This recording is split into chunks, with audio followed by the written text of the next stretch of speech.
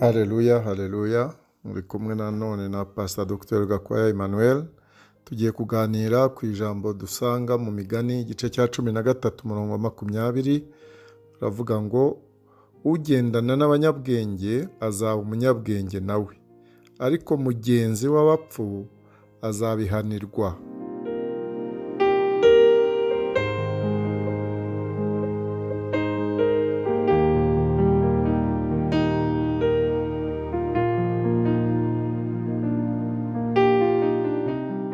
Hano turabona ijambo rikomeye cyane, ijambo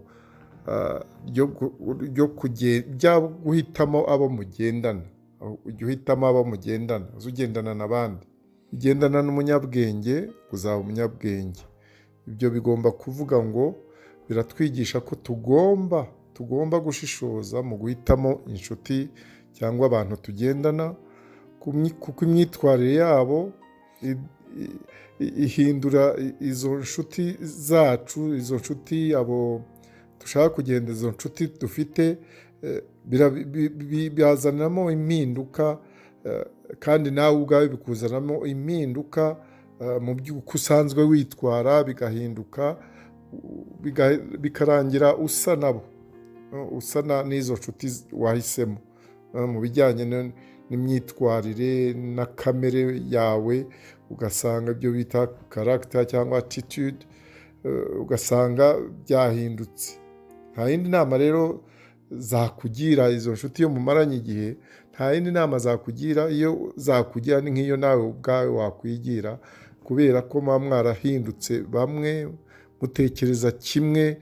Abo bantu iyo tahisemo inshuti nziza ngo ushishoze, abo bantu nta kintu bashobora kukumarira kindi.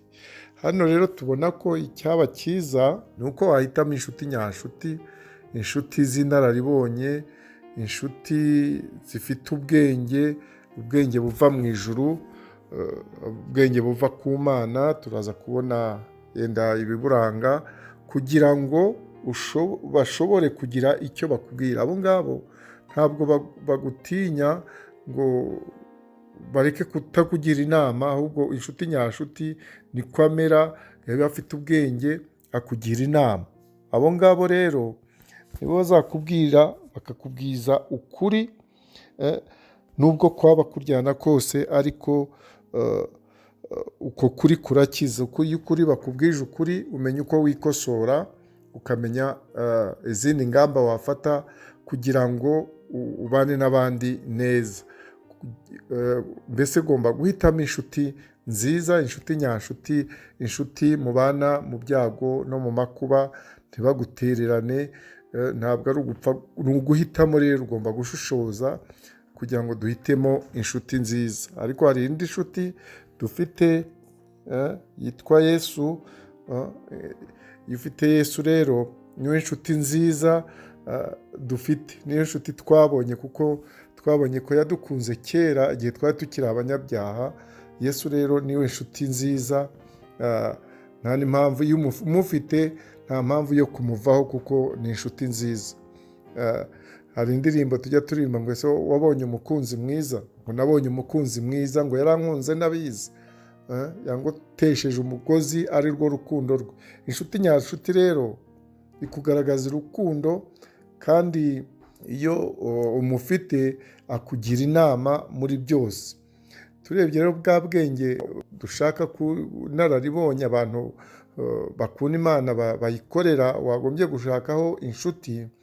Abo ngabo baba bafite ubwenge buva mu ijuru, ngo irya mbere ubwo bwenge buraboneye, cya kabiri kandi ni ubw'amahoro, bwa gatatu ni ubw'ineza, icya kane bwemera kugirwa inama, cya gatanu bwuzuye imbabazi n'imbuto nziza, cya gatandatu ntiburobanura ku butoni, cya karindwi ntabwo bugira uburyarya. Ubwo bwenge rero, ubonye umuntu w'inshuti ufite izo ndangagaciro cyangwa ugerageza no kuzigeraho, uwo nguwo yakubera inshuti nziza, yakubera kandi nta wundi uretse ko ari Yesu, kuko niwe bwenge, niwe gukiranuka kwacu.